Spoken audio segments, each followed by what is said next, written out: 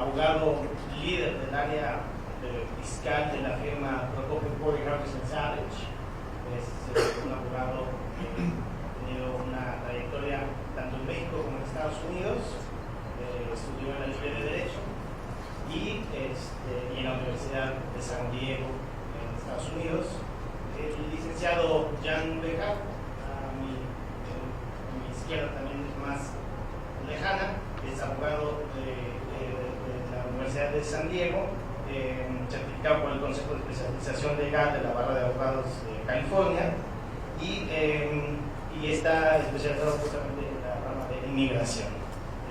Jan nació en la Ciudad de México, inmigrado a Estados Unidos y es ahí donde se titula en la parte de inmigración. Hay una agenda muy extensa, así es que no voy a quitar más tiempo, los dejo con Padre y Jan y espero que disfruten este evento. Muchas gracias.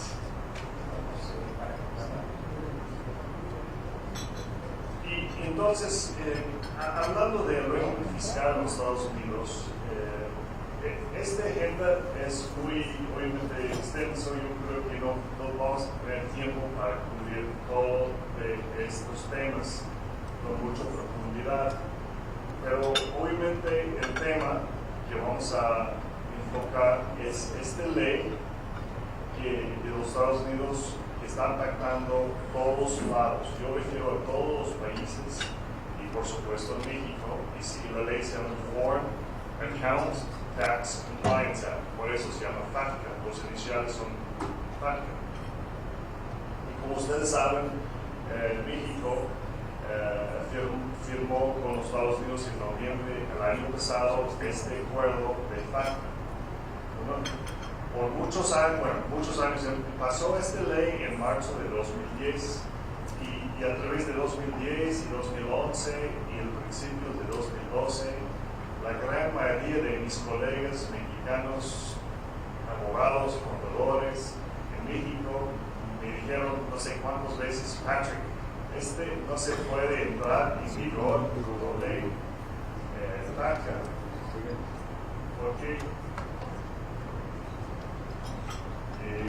Porque muchos dijeron que es extraterritorial.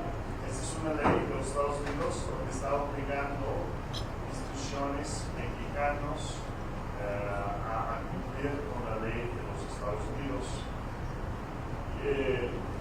Últimamente expliqué que si va a entrar en vigor, desde mi punto de vista de perspectiva, y ya entró con acuerdo entre los dos países. Vamos a hablar de los detalles de cómo funciona esta ley de FATCA, porque van a impactar casi todos ustedes en lo personal con sus clientes. Y voy a tratar de explicar cómo y cuándo empieza en 2014 en vigor los aspectos más importantes de FATCA.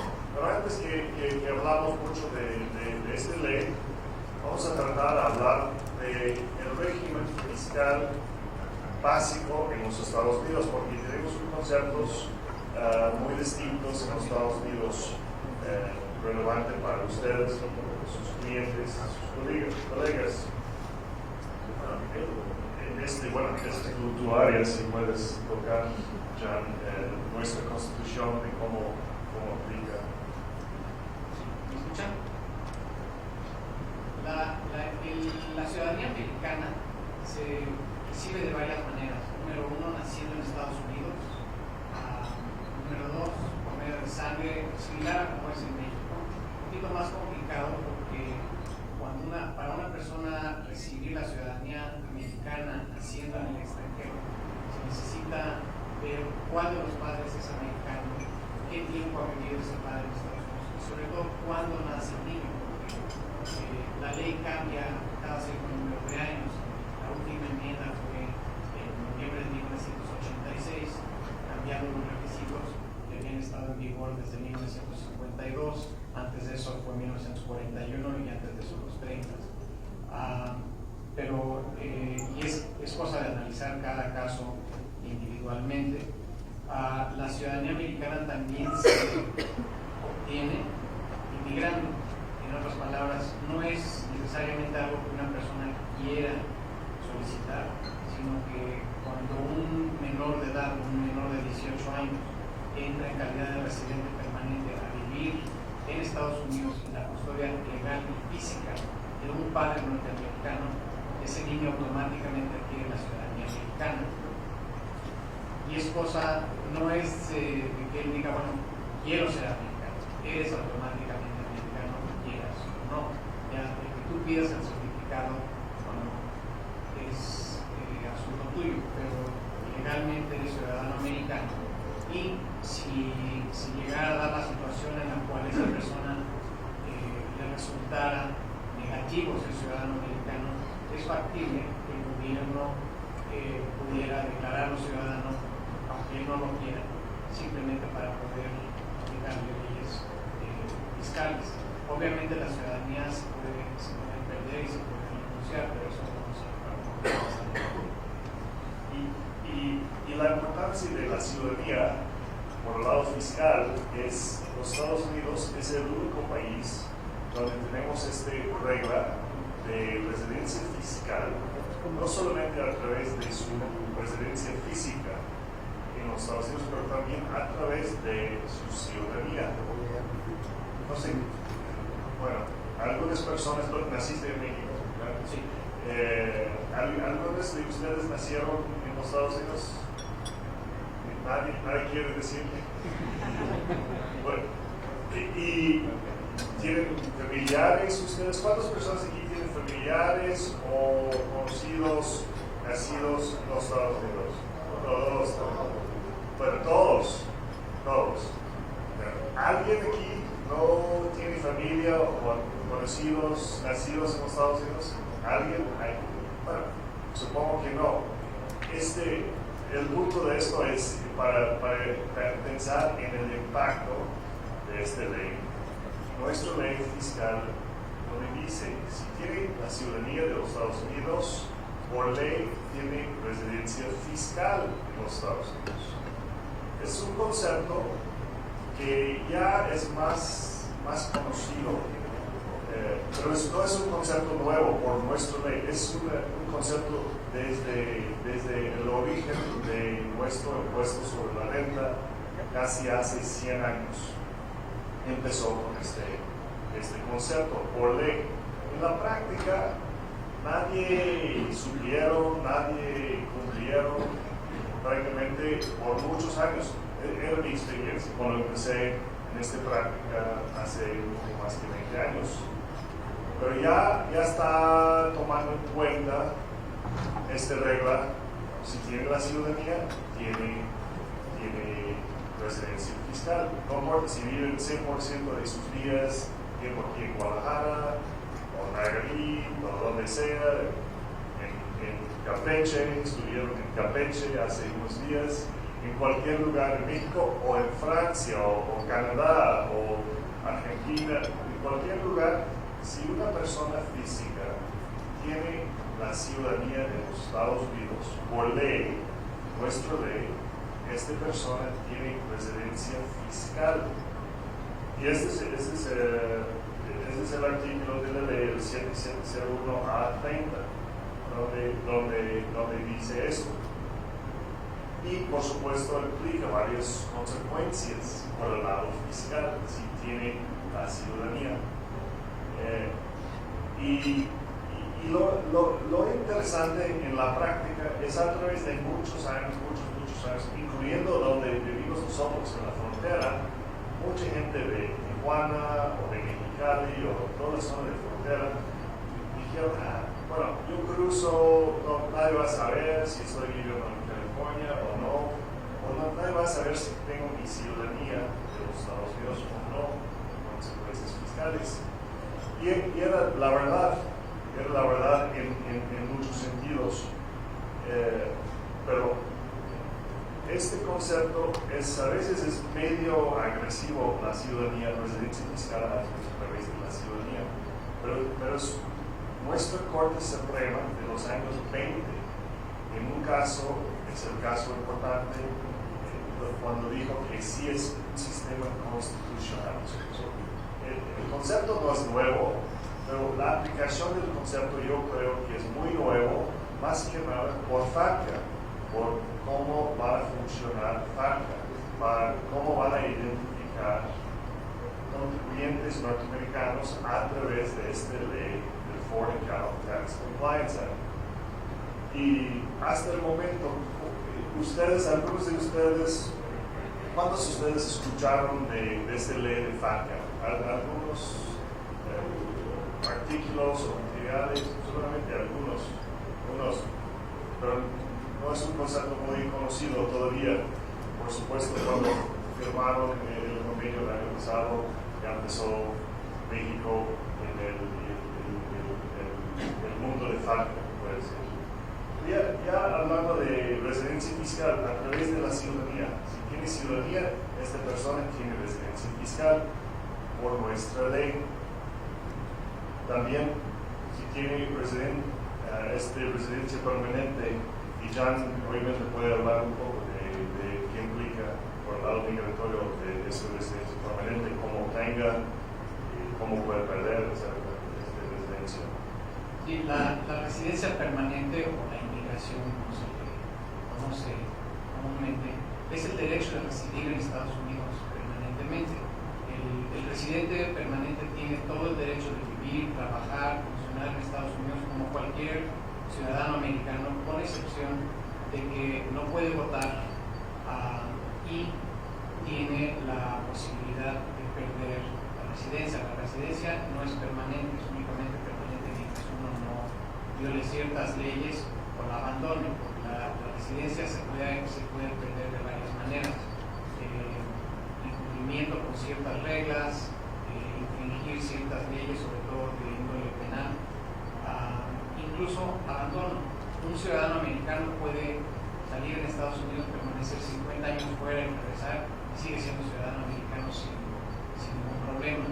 Un residente permanente que pasa más de 6 meses corridos fuera de Estados Unidos, automáticamente se presume que esa persona ha perdido o abandonado la residencia, pero la puede recuperar o más bien puede pelear que no haya sido intencional, siempre y cuando la ausencia no haya llegado a un año. Cuando la ausencia llega al año, se considera que el abandono es final. Ya no hay forma de pelear. El residente permanente puede vivir fuera de Estados Unidos siempre y cuando tome pasos para conservar esa residencia. La mejor manera obviamente es naturalizarse como ciudadano y en ese caso su tiempo. Pero otra opción es sacar un permiso de entrada, básicamente diciéndole al servicio de migración: voy a estar fuera por un periodo largo, tengo problemas de trabajo en África y no puedo estar viniendo cada semana. Entonces, salgo por un periodo largo, me ausento, Estados Unidos me da un permiso por 2 años, sin poner pie en Estados Unidos y no pierde la residencia. Entonces, nuevamente, todo es previsión, es cosa de pensar antes de tomar un paso y tratar de aclarar esa situación para que cuando la persona tenga que salir o tome algún paso, no salgan perjudicados de su residencia. ¿Hay algunas preguntas hasta el momento o dudas sobre cómo funciona la residencia fiscal a través de, primero la ciudadanía, la residencia permanente y obviamente la otra manera para obtener la residencia fiscal en los Estados Unidos o su residencia física? Si está viviendo un número de días en los Estados Unidos, sí se puede obtener. Hay una regla de 3 años, se llama el Substantial Presence Test. No vamos a hablar mucho de esto, pero es una fórmula donde cuentan sus números de días en el primer año, en el segundo año y el tercer año. Si la suma de estos, esta fórmula de números es 183 días o más, también esta persona tiene residencia fiscal por el impuesto sobre la renta en los Estados Unidos. Es otra regla cuando hablamos de otros impuestos. Lo típico es el impuesto sobre donación, es un impuesto sobre transferencias, donación o sobre la sucesión de alguien cuando muere. Si hay una pregunta, señor. Sí. ¿Qué aplica en el caso de una persona que tiene doble ciudadanía? Sí. ¿Cuál es la residencia fiscal? Sí, buena pregunta. Excelente pregunta. Si tiene doble nacionalidad o triple, la ley en los Estados Unidos es fiscal, es muy clara, tiene residencia fiscal. No importa si viven en México y si tienen la ciudadanía mexicana, doble nacionalidad, por ser ciudadano americano, tiene residencia fiscal, por ley. Esto es muy claro. Bueno, pero excelente pregunta, porque no es obvio, suena ilógico. Bueno, yo tengo mi doble nacionalidad, vivo en México, ¿cómo puedo tener residencia fiscal en los Estados Unidos? La respuesta es muy fácil a través de nuestra ley 7701, donde nuestro Corte Supremo dijo que es un sistema constitucional, que yo creo que no es muy justo, tal vez puede ser que no es justo, no es lógico. Hice una propuesta este año, curiosamente en Washington, con un profesor de impuestos de University of Michigan, precisamente tratando a proponer un cambio de la ley. Pero ya es una ley que tenemos no solamente desde últimos 100 años, pero empezó este concepto durante nuestra guerra civil en el siglo XIX. Ese es el origen de este concepto. Yo creo que es difícil para cambiar eso.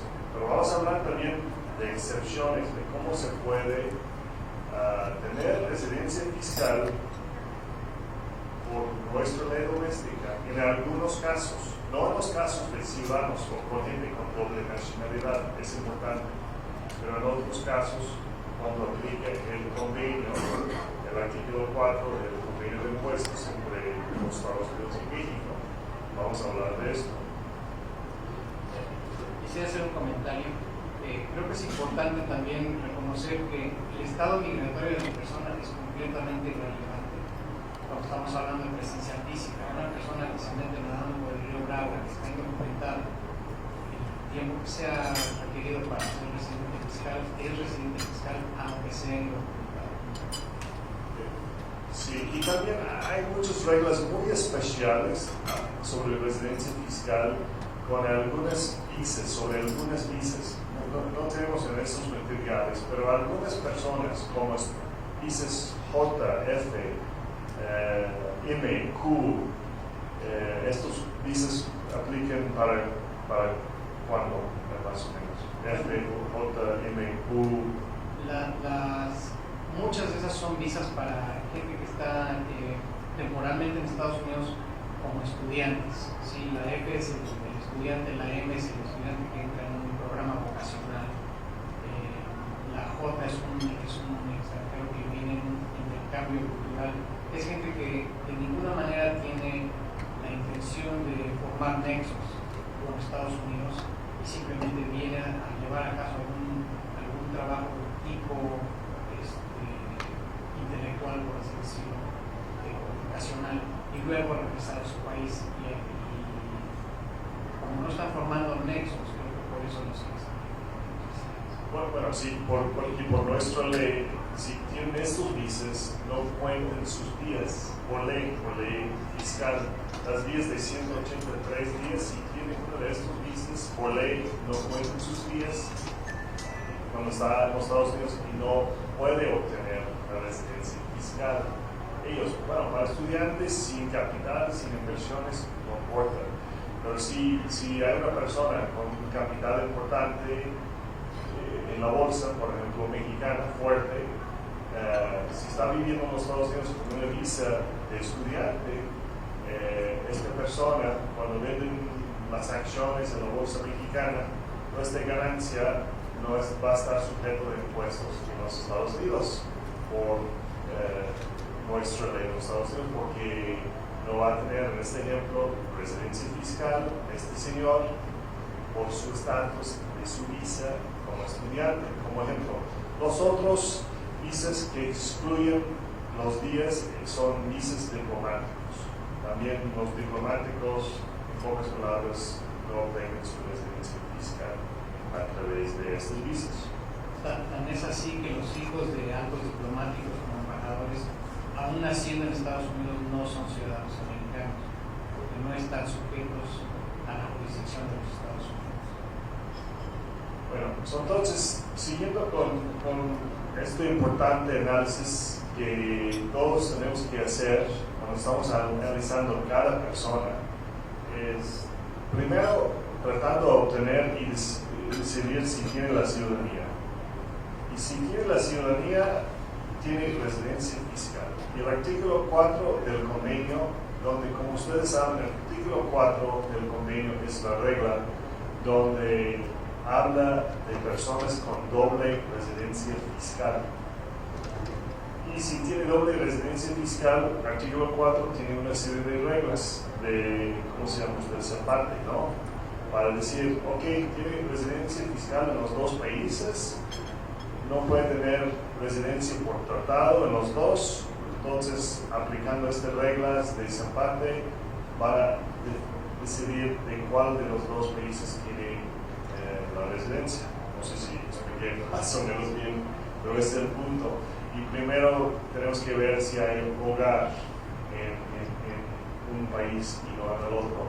Segundo, habla de los intereses vitales centrales, o center vital interest.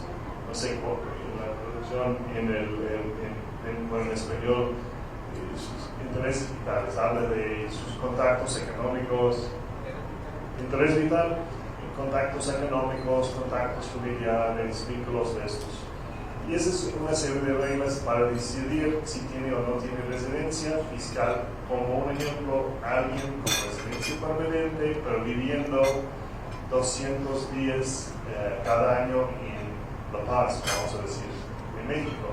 Si está viviendo en La Paz 200 días de cada año, esta es una persona con residencia permanente, aplicando el convenio, artículo 4, tal vez, o más probable, en este ejemplo, este señor o señora viviendo en La Paz no va a tener residencia fiscal en los Estados Unidos por el tratado, por el artículo 4, por estas reglas de esa parte.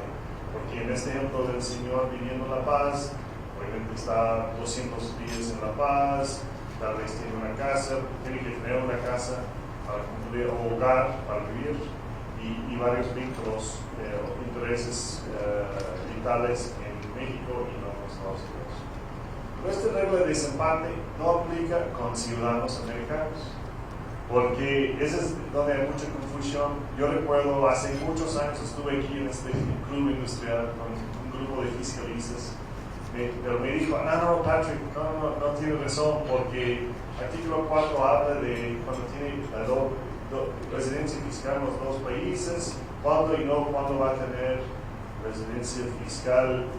Cuando aplica estas reglas, un mexicano con doble nacionalidad viviendo aquí en México tiene residencia solamente en México, porque si no tiene hogar en los Estados Unidos, en la primera regla de desempate no tiene residencia allá. Pero yo expliqué, desafortunadamente en todos los convenios de los Estados Unidos de impuestos hay una cláusula, se llama el Savings Clause, donde dice, bueno, no importa, si tiene la ciudadanía de los Estados Unidos, no aplica el tratado. Ese es el punto clave para tomar en cuenta. Si tiene doble nacionalidad, no aplica el tratado. No puede obtener los beneficios del artículo 4 del tratado de doble residencia fiscal. No sé si hay unas dudas o preguntas por el momento, sí, pero si tiene cualquiera, podemos platicar sobre esas dudas. Hay un proceso, si tiene residencia a través del tratado, sobre en México, hay unos trámites que tienen que hacer, presentar una forma, presentar una declaración en los Estados Unidos como no residente, y tomando la posición del tratado, explicando por qué no tiene residencia en los Estados Unidos y solamente en México, por los hechos de su hogar, sus actividades comerciales, etcétera, etcétera, en México. Es un proceso, un trámite que tiene que ser. En este ejemplo de la señora en La Paz, ella, no obstante, tiene que presentar declaraciones en los Estados Unidos por su estatus con su residencia permanente, por su estatus migratorio. siguiendo en esto, para hablar de impuestos, también impuestos sobre sucesiones y sobre donaciones. Es un impuesto sumamente importante en los Estados Unidos. Porque es un impuesto donde aplica una tasa fija hoy en día de 45% sobre el valor del bien, no sobre la ganancia, es sobre el valor del bien. Y este impuesto es un impuesto, como yo entiendo, ustedes no tienen ningún tipo de impuesto, diciendo que si transfiere el bien, aplica un impuesto. Es un impuesto federal y obviamente fuerte cuando hablamos de una tasa de 45% sobre el valor. Era una tasa diferente, en años pasados era hasta la tasa máxima, era hasta el 55%, pero hoy en día, por la reforma fiscal de hace unos 5 meses, ya tenemos una tasa más o menos fija de 45%. Importantísimo este impuesto porque aplica para ciudadanos americanos con doble nacionalidad sobre todos sus bienes mundiales. Si donen o si mueren, apliquen por nuestra ley. Es un concepto que es algo fuera de lo normal, porque aquí tal vez está acostumbrado a nada más decir, ok, voy a transferir mis acciones o mi rancho, mi casa a mis hijos. Automáticamente, línea directa, hay impuesto en México sobre la renta. Si hay esta donación, un padre mexicano a sus hijos, no, es exento esta transferencia. Pero si este señor, quien dona su rancho, sus acciones de su compañía privada, su social norma, tiene doble nacionalidad, esta donación va a provocar un impuesto sobre la transferencia en los Estados Unidos por su estatus como ciudadano americano. Sí, es una sorpresa para muchos aquí en México. Se aplica para ciudadanos también este impuesto, este régimen de impuestos. Para todos. Hay unas exenciones importantes con esta nueva reforma fiscal. Hay una exención durante toda su vida de $5 millones. De $5.250.000 este año. Y está ajustado por inflación. ¿De qué sistema se pretende determinar ese tipo de operaciones? Los financieros van a quedar claro por los bancos. Cuando es una transferencia de propiedad, ¿qué es lo que tiene Estados Unidos para detectar ciudadanos americanos? Sí, claro. Esa es la pregunta más común, ¿no? Hay un impuesto de esta manera, ¿cómo van a saber? En otras palabras, ¿cómo van a saber? Es una buena pregunta. En California, como ejemplo, a través de muchos años, por ley local del estado de California, padres y abuelos pueden donar, transferir inmuebles a sus hijos o nietos. Y una manera para cumplir con la ley local de California, para no provocar un impuesto, un base nuevo por el impuesto predial. En California, cuando compran un inmueble, más o menos el base por predial está congelado sobre este valor. No importa si está subiendo 3 veces del valor. En Texas y otros estados no tienen este sistema, es el valor cada año, es el base por el predial. Ese es un ejemplo. El IRS empezó hace unos como 3 años, un programa para solicitar todos estos documentos del estado de California para identificar las transferencias de inmuebles entre padres y hijos y abuelos y nietos. ¿Para qué? Para checar si ellos presentaron o no presentaron sus declaraciones de donaciones, porque hay una declaración que tienen que presentar cuando haga una donación grabable. es un ejemplo. ¿Cómo van a detectar en México? ¿Quién sabe? Pero también, curiosamente, hay una ley en los Estados Unidos desde tenemos como unos 4 o 5 años, es el famoso whistleblower law, se llama, donde un tercero por ley, ya es ley, puede decir: Juan Pérez no pagó este impuesto, debe X cantidad. Yo quiero decir al gobierno que Juan Pérez no pagó el impuesto, y por ley, ¿cómo se llama? Soplón. Sí, es un soplón. Desafortunadamente tenemos esta ley. El año pasado recibió un señor, tal vez ustedes escucharon cuánto recibió el pago un señor en los Estados Unidos por eso.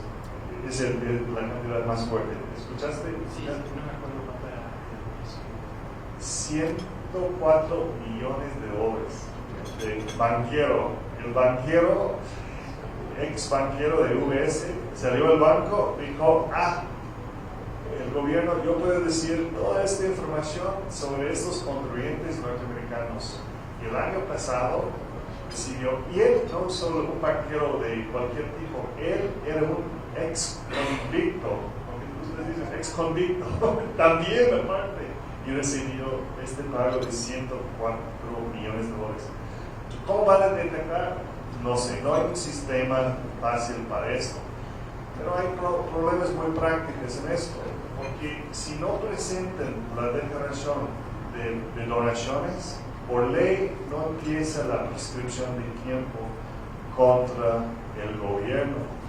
Ese es un buen ejemplo. Si donan el rancho aquí, el papá doble nacionalidad a sus hijos, y por supuesto, si no pagó el impuesto, no va a presentar la declaración, nunca empieza la prescripción de tiempo contra el gobierno. Nunca, por ley. Otro concepto importante que es distinto, como yo no entiendo de conceptos de ustedes, cuando hay prescripción, si pasa 5 años, tal vez 10 años, ya el gobierno no puede decir: pero en el año 1982 yo quiero ver la donación que hizo a su hijo. Este es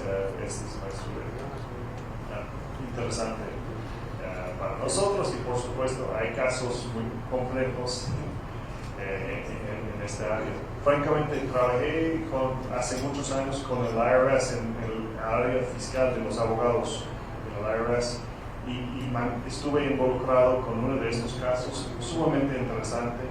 Cuando murió el dueño de unos inmuebles importantes, de valores importantes, y no pagó el impuesto. Este caso era todo sobre cómo pudo recaudar los fondos contra la RCEA y los beneficiarios y los terceros que compraron inmuebles desde el patrimonio de la sucesión, porque por ley hay derechos a favor del gobierno, derechos, ¿cómo se llama?, gravávenes, donde siguen este derecho contra cualquier otro bien. Si venden, en este caso vendió muchos inmuebles a terceros, construyeron casas en estos inmuebles, y el IRS llegó a todas las casas de los señores diciendo: disculpen, pero ustedes, su casa está a favor de nosotros por ley. Y este pasó en un caso sumamente interesante hace muchos años, que estuve involucrado del lado del gobierno. Bueno, este es hablando del impacto de la ciudadanía. Todos los abogados migratorios dicen: ese es como el mejor, ese es el premio mejor, el mejor premio, ¿no? La residencia. La ciudadanía, es el último, ¿no? Es lo máximo. Lo máximo.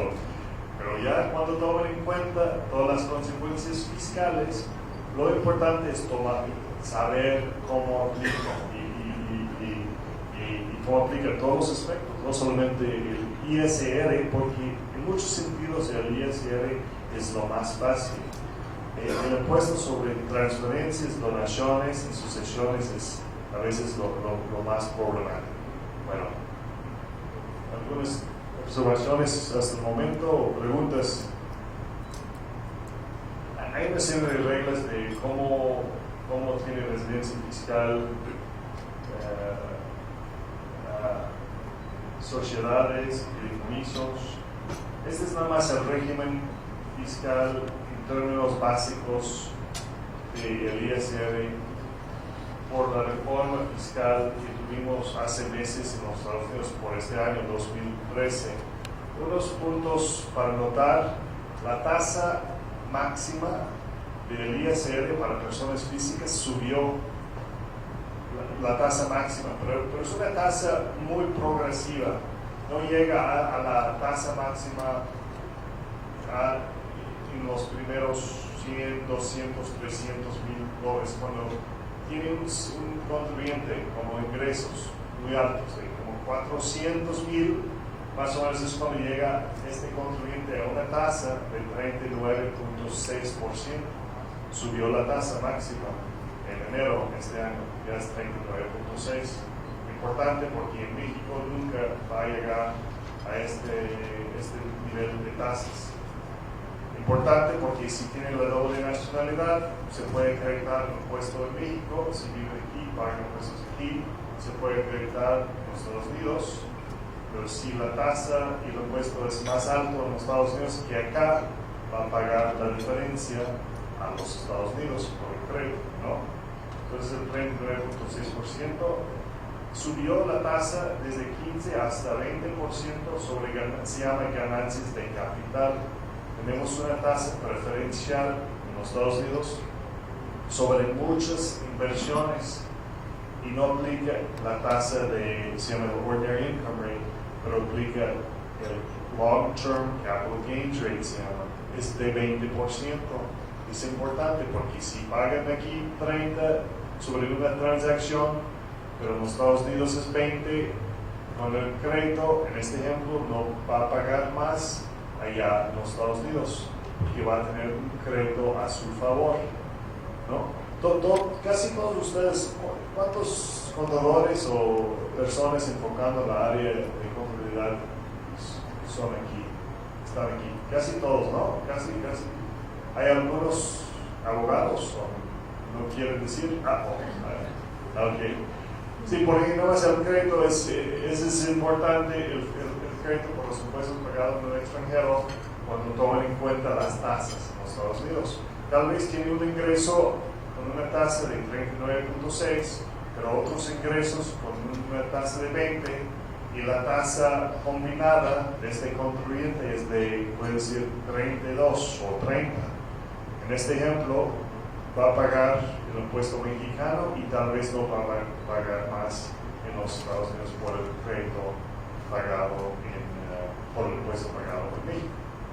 Otras observaciones: hay una nueva ley, un nuevo impuesto que entró en vigor de 3.8% este año sobre, se llama por la ley Net Investment Income, pero es una ley, es un impuesto nuevo y aplica en pocas palabras sobre algunos dividendos, intereses, regalías para contribuyentes norteamericanos, este 3.8%.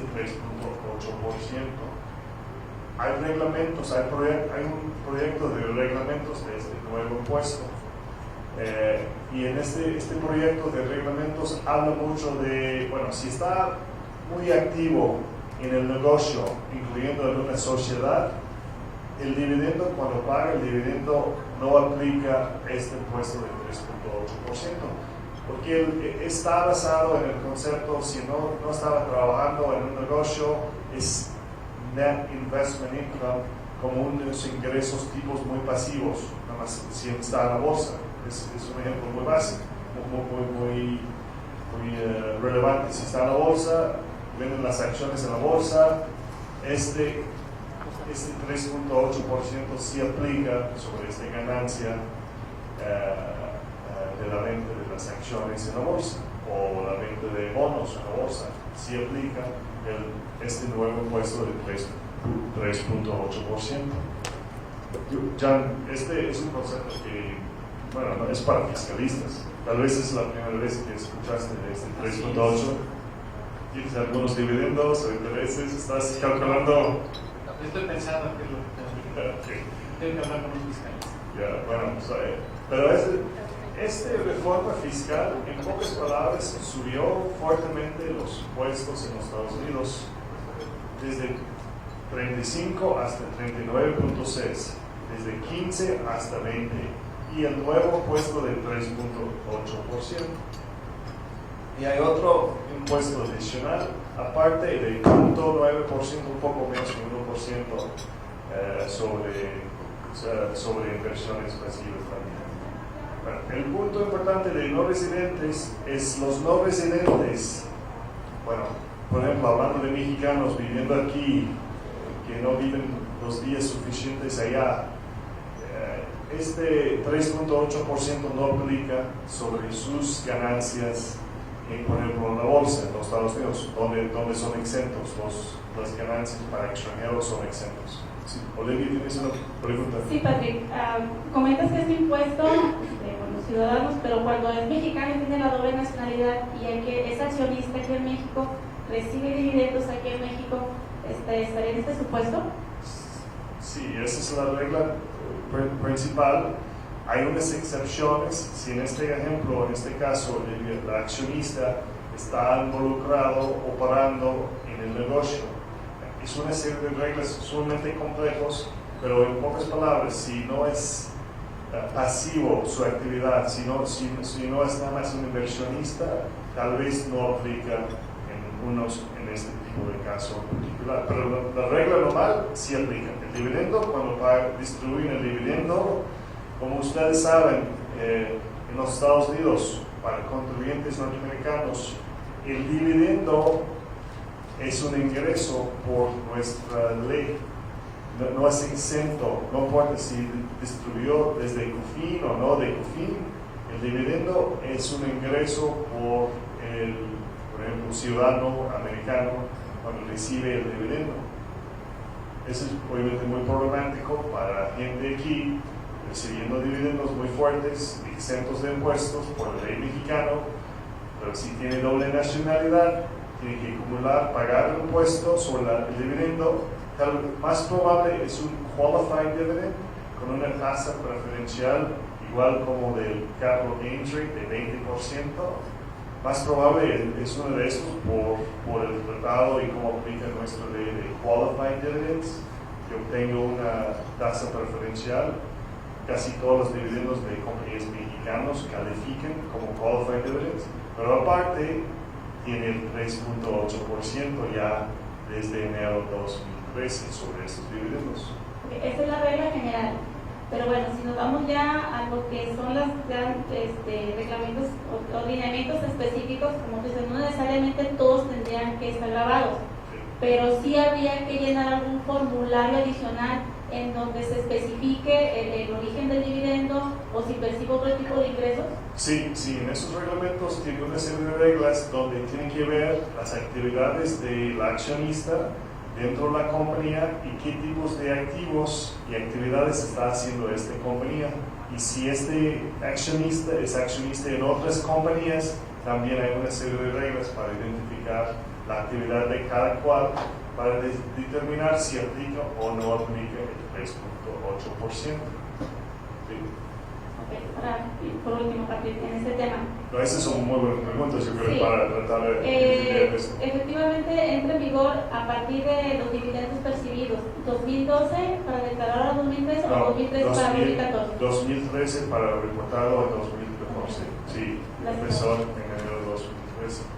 El último comentario sobre este nuevo impuesto es: si está pagando por ley, por nuestra ley, bueno, el impuesto sobre la renta en los Estados Unidos, por supuesto, se puede acreditar el impuesto sobre la renta pagado en el extranjero. Pero este impuesto de 3.8% no es un impuesto sobre la renta, y entonces no se puede acreditar los impuestos sobre la renta pagados por el México. Entonces, es un tipo de doble tributación en estos casos, por ley.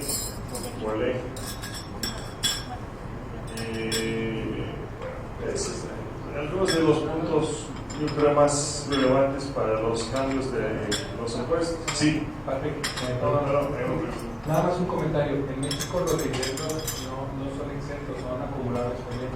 solo que existe la opción de que el impuesto que pagó la empresa por ti, tú lo puedas acreditar. Entonces, sería ese impuesto que en realidad el accionista no pagó, sino que pagó la compañía, se debería poder acreditar en Estados Unidos también. No se puede acreditar. Si la sociedad es una sociedad anónima, no se puede acreditar por ley. Voy a explicar por qué. La ley dice quién es el contribuyente. Nuestra ley de créditos. La ley dice quién es el contribuyente en este ejemplo. Y si el contribuyente es la sociedad quien pagó el impuesto, entonces la accionista no era el contribuyente en esta transacción, entonces la accionista no se puede acreditar este impuesto pagado por la compañía. No se puede acreditar por ley. Tenemos un régimen de doble tributación de estos tipos de sociedades, se llama C Corporations. Entonces, si paga el impuesto, igual en los Estados Unidos, sí, paga el impuesto la compañía, esta sociedad, cuando distribuyen dividendos a la accionista tiene que acumular el dividendo como ingreso. Bueno, si es ingreso, si es un regreso de capital no es ingreso, pero si es ingreso para acumular sin crédito ninguno por el impuesto pagado por la sociedad. Este es un punto sumamente importante porque otra sorpresa para muchos mexicanos con doble nacionalidad piensan, pero no tengo problema por el lado americano porque ya estoy recibiendo muchos tipos de ingresos, pero no exentos, pero ya pagó el impuesto la sociedad por mi cuenta, en otras palabras, ¿no? como yo entiendo cómo funciona.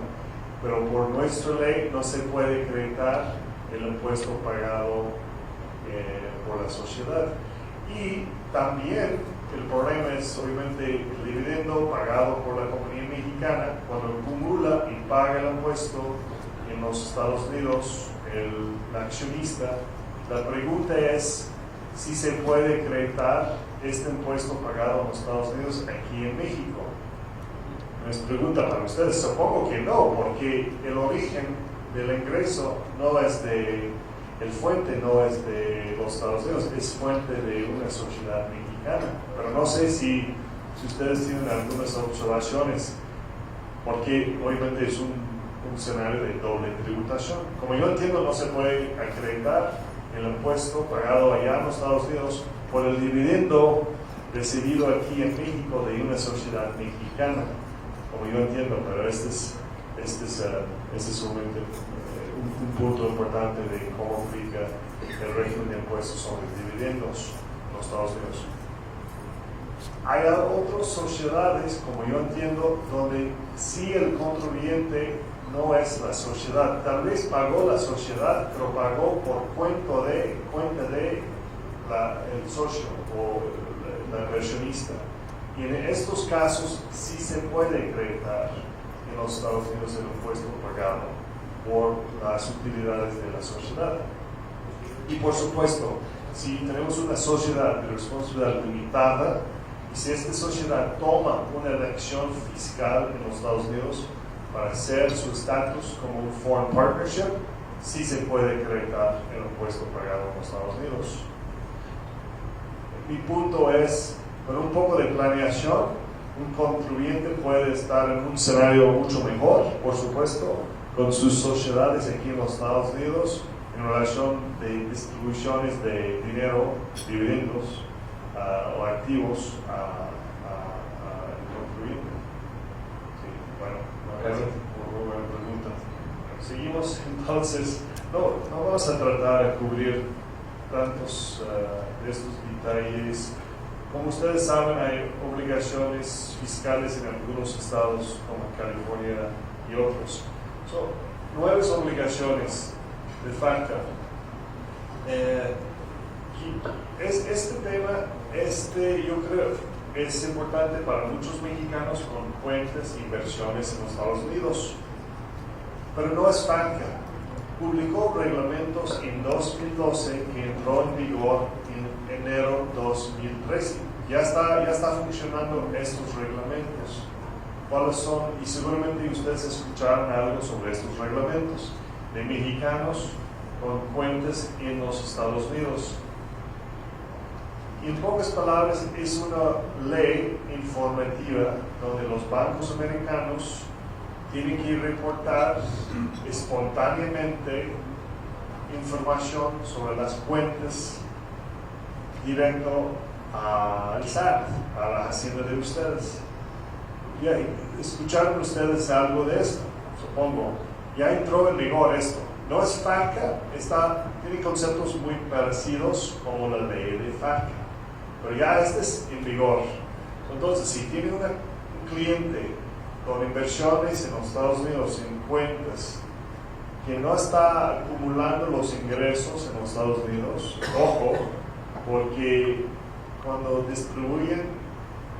mandan la información los bancos americanos por este reglamento, ese es un reglamento americano, a SAT, obviamente tienen que analizar, pensar que va a ser este contribuyente aquí por el lado mexicano. ¿Ya está escuchado algo sobre este reglamento? ¿Alguien? ¿Es PAVA o no es PAVA tampoco? ¿Es qué? Es la declaración donde si rebasan los $50,000 hay que informar. No. Ese es un reglamento ese es más o menos los antecedentes de este reglamento. Yo recuerdo muy bien la carta en 2009 cuando Carstens era Secretaría de Hacienda y escribió nuestra Secretaría, el US Treasury Secretary, esta carta diciendo que, bueno, en pocas palabras, por favor, podemos solicitar información por el convenio de contribuyente en solicitaciones particulares, pero eso es que queremos es toda la información de todos los contribuyentes mexicanos con cuentas en los Estados Unidos. Por favor, manden la información a nosotros. Ustedes tienen este acuerdo especial con Canadá ya por muchos años, pero con México no. Por favor, manden la información. Y otramente ya entró en vigor esos reglamentos, ya entró en vigor en 2013, pero no es la obligación sobre que estaba pensando de FATCA de activos de 50,000 o arriba, Olivia. Esta obligación es del contribuyente. Este reglamento es del banco, es obligación de las instituciones americanas para mandar la información sobre los intereses, nada más los intereses sobre la cuenta. Si tiene ganancias o regalías o dividendos en esta cuenta, esta información no está sujeto de este reporte. Ok, entonces esta es una obligación de las instituciones financieras de informar. Sí.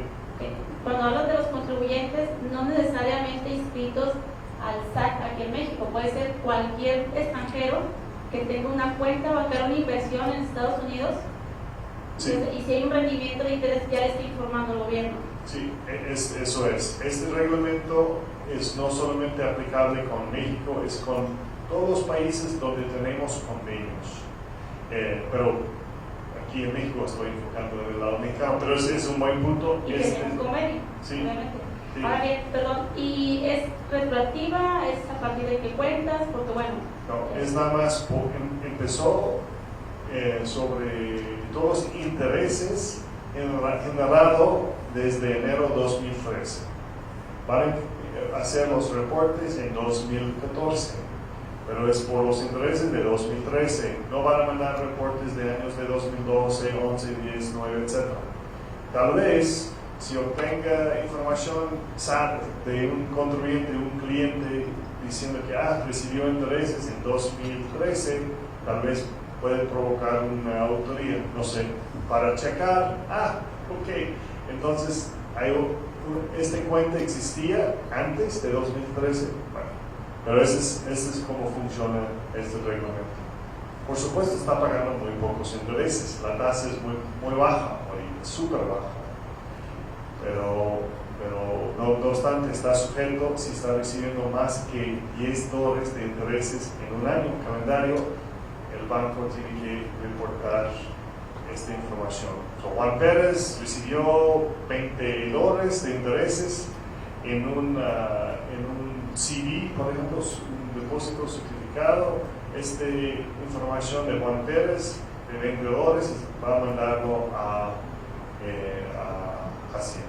Este es regla de reglamentos. De hecho, en la conferencia, cuando estuvo Jorge Correa y San Diego Patrick, algo comentó al respecto de que recepcionan la información. Bueno, la tendencia es, aquí el SAT de México recepciona la información y, como tú bien comentas, hacer un filtro de que, bueno, quizás recibiste un interés, no impactarte numéricamente, pero van a tener también la facultad de solicitarte esa cuenta de qué antigüedad tiene, ¿no? Y sobre todo cuando esa persona física específicamente no sea contribuyente para efectos fiscales aquí en México, o a su vez no haya reportado esa cuenta en Estados Unidos, de donde el SAT aquí en México ya va a tomar las órdenes de fiscalización a partir de esa información. Entonces, bueno, por lo menos es trabajo para ustedes en relación de cómo... Sí, lo comento precisamente porque como estamos entre colegas y compañeros y tomarlo en cuenta, ¿no? Sí. No, ese es un muy buen punto. Y yo creo que también van a decir, bueno, ese es nada más $2,000 de ingresos, este no es mucho ingreso, pero tal vez la pregunta más interesante es, ok, con una tasa hoy en día de 1%, este 2,000 implica un capital de 200,000, por ejemplo.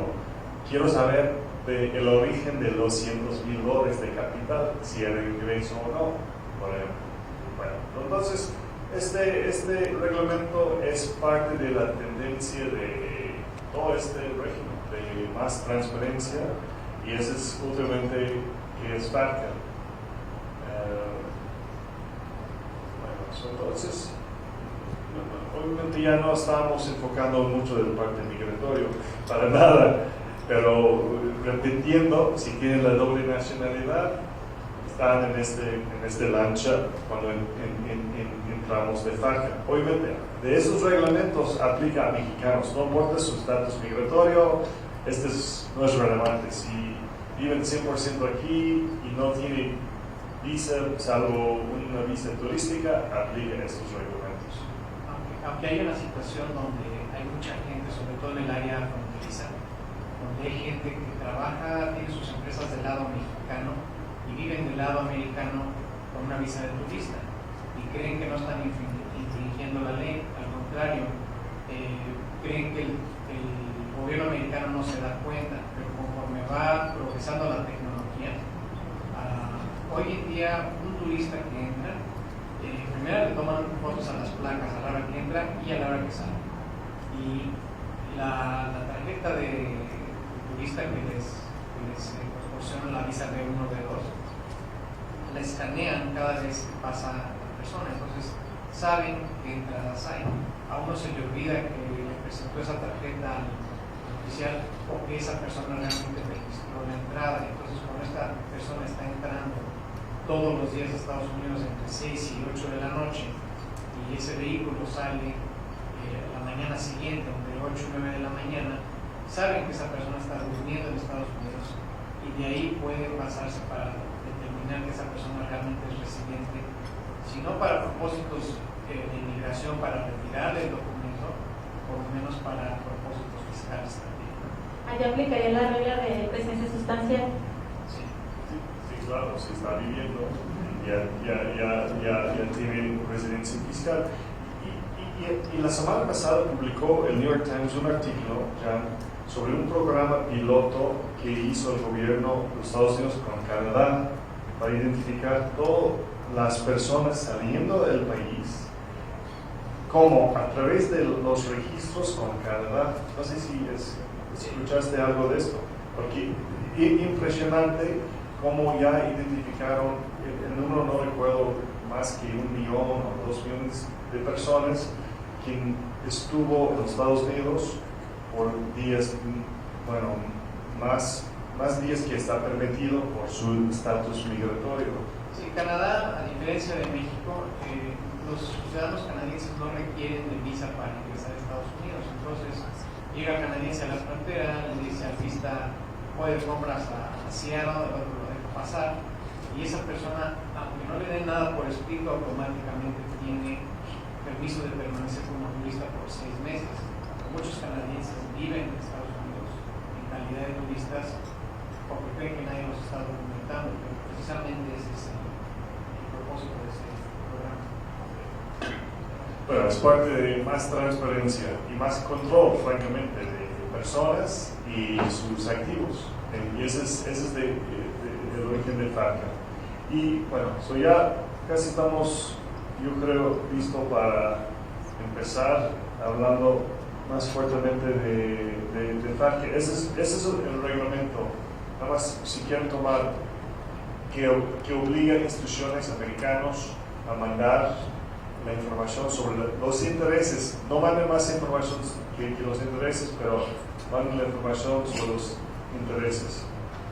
Y ya está empezando por esta ley de FATCA, está obligando bancos americanos para recibir el RFC de un mexicano, por ejemplo, en su propio país cuando abren sus cuentas en los Estados Unidos o en cualquier otro país. Antes no existía esta obligación y era opcional y nunca vi en mi toda mi carrera ningún extranjero quien puso su RFC en este formato opcionalmente. Nadie lo pusieron, nada más dejó en blanco, pero ya no es opcional. Ya los bancos, para seguir operando, tienen que recibir el RFC. Y a través de este RFC es la manera de control de cómo van a identificar, quién está recibiendo. Van a enfocar en nombre, van a enfocar en el número del RFC para ver, cuentas en este lugar, intereses en esta cantidad, corresponde a este contribuyente, RFC número X, etc. Bueno, este es en relación de intereses de enero 2013 y adelante. Bueno, eso nada más explica un poco más los detalles de con quién aplica. Este es un punto que quiero poner y explicar que es importante. Nada más los intereses están sujetos de este reporte. Entonces, si alguien tiene un portafolio de acciones en su portafolio 100%, los dividendos generados por este portafolio, dividendos por las acciones y ganancias por ventas de las acciones, estos ingresos no están sujetos de este reporte, nada más los intereses. Entonces, el punto de este diagrama. Y yo creo que todo esto habla de la mecánica, de cómo las formas que se usan, cómo empiezan en 2014 reportando los intereses de 2013. Este es la forma donde lo importante de esta forma, el formato nuevo, es en el lado derecho, arriba, donde dice, donde dice el número 14 y 15. En estos renglones dice US Tax Identification Number. Define. Bueno, si es un extranjero, tal vez no tiene, pero si es tal vez no hay ninguno. Pero en el 15, donde dice Recipients Foreign Tax Identification Number, no es opcional. Tiene que poner el RFC de este contribuyente, en donde van a reportar el ingreso, los intereses que obviamente van a reportar al gobierno. En este caso estamos hablando de México. Bueno, y es un intercambio automático, no es como está hoy en día por ley, donde el SAT tiene que pedir la información de la IRS de un contribuyente. Es automático, es espontáneamente automático.